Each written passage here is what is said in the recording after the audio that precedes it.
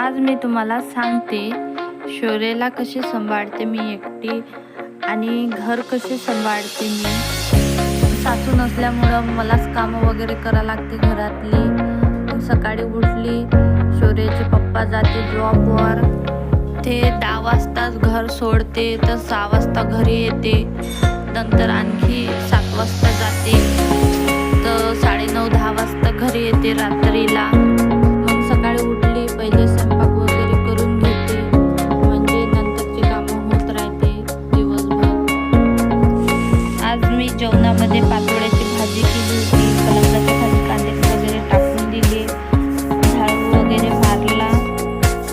मग खूप सारे भांडे वगैरे पडले होते, घर पण मोठा आहे, झाडू पण जास्त मारा लागतं।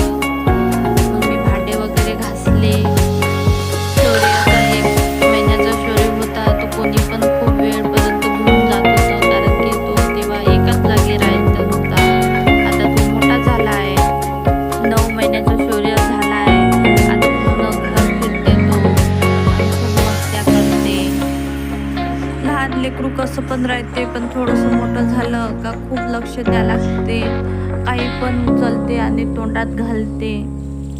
पूर्ण घर पसाऱ्यानं भरून ठेवते, पूर्ण इकडं तिकडं त्याचे भांडे वगैरे पडले राहते खेळाचे।